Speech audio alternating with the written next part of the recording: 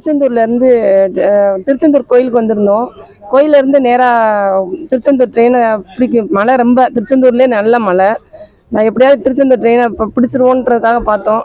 திருச்செந்தூர் ட்ரெயினை பிடிச்சிருவோன்னு பார்த்தா கேன்சல் பண்ணாங்கன்னா நம்ம இங்கேயே தங்கிக்கலான்னு எதிர்பார்த்தா நான் திருச்செந்தூர் ட்ரெயினை கேன்சல் பண்ணல. எப்படினாலும் ஊருக்கு போய் சேர்ந்துருவோம் ட்ரெயினை பிடிச்சிட்டா அப்படின்னு நினச்சிட்டு ஊருக்கு வந்தோம்.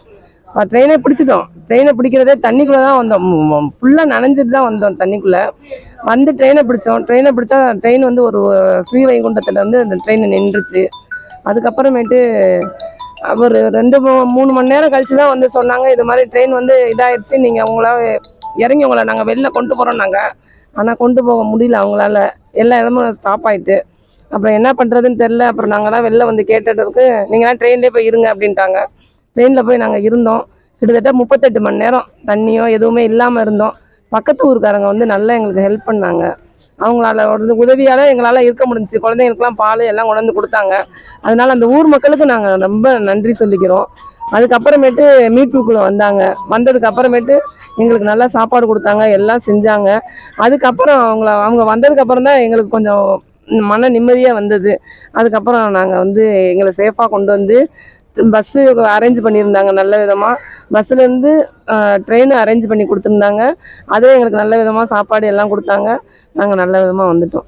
அந்த கிராமத்தில் இருக்கிற மக்கள் மட்டும்தான் என்ன செஞ்சாங்கனாக்கா, அவங்ககிட்ட இருக்கக்கூடிய சாப்பாடுகளை வந்து இருக்கக்கூடிய என்னென்ன அரிசி இருக்குதோ, பருப்பு இருக்கோ, என்ன கேஸ் இருக்குது அப்படின்னு வச்சுருந்தாங்க. வண்டி டிராவலில் இருக்கக்கூடிய எங்கள் கூட டிராவல் பயணத்தில் இருக்கக்கூடிய ஒரு சாப்பாடு மாஸ்டர் வந்து தயாரிக்கக்கூடிய மாஸ்டர் வந்து தயார் பண்ணி பக்கத்தில் இருக்கக்கூடிய ஒரு கோயில் ஒன்று இருக்கும். அந்த கோயிலேருந்து சமைச்சு போட்டாங்க. அந்த பத்திரமாளி கோயிலேருந்து சமைச்சு போட்டாங்க. எல்லாம் அந்த மக்களோட உதவினால இங்கே இருந்தவர் வந்து செஞ்சு கொடுத்தாங்க. ஆனால் நாங்கள்லாம் பார்த்தீங்கன்னாக்கா அந்த தண்ணியை வந்து கிராஸ் பண்ணி அந்த கோயிலுக்குள்ளே போகணும். கிட்டத்தட்ட ஒரு இடுப்பளவுக்கு தண்ணி நிற்கும். அந்த இடத்துல கொஞ்சம் தூரம் அந்த கிராஸ் பண்ணி அந்த கோயிலுக்கு போனதுனாக்கா நிற்கிறவங்களுக்கு மட்டும் ஒரு கரண்டி சாப்பாடு கூட முடியும். என்ன செஞ்சாங்க, அவங்க தான் ஹெல்ப் பண்ணிருந்தாங்க. கடைசியா பார்த்தீங்கன்னா அவங்க வீடுமே வந்து வாட்டர் லாக்கல் ஆயிடுச்சு. மதியம் 1:30 மணிக்கு நாங்க போனோம் பாத்தீங்களா, அந்த ரோட்லயே வந்து தண்ணி அதிகமாயிடுச்சு. எங்களால போயிட்டு வர முடியல, ஃபுல் லாக்கட் ஆயிடுச்சு. நெக்ஸ்ட் டே பாத்தீங்கன்னா ரெஸ்கியூ டீம் வந்தாங்க. ஒரு 2 போலீஸ் இன்ஸ்பெக்டர் வந்து அந்த ரயில்வே ட்ராக் மூலியமா தான் கடந்து வந்தாங்க. கஷ்டப்பட்டு தான் வந்தாங்க. வந்த 1 ஹவர்ல சொன்னாங்க, 1 ஹவர்ல நாங்கள் உங்களுக்கு ஃபுட் அரேஞ்ச் பண்றோம்னா அதே மாதிரி 1 ஹவர்ல ஃபுட் அரேஞ்ச் பண்ணாங்க. என்னன்னா ஹெலிகாப்டர்லேருந்து போட்ட அந்த வாட்டர் பாட்டில் எல்லாமே பிளாஸ்ட் ஆகி ஃபுல்லா தண்ணி ஃபுல்லாவே போயிடுச்சு. எங்களுக்கு அதுல யூஸ் இல்லை, அதனால ரொம்ப கஷ்டப்பட்டோம்.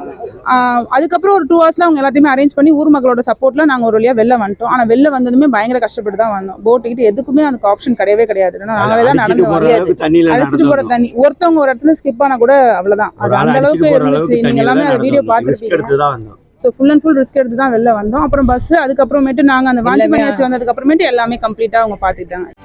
செய்திகளை உடனுக்குடனும் துல்லியமாகவும் தெரிந்து கொள்ள சப்ஸ்கிரைப் பண்ணுங்க.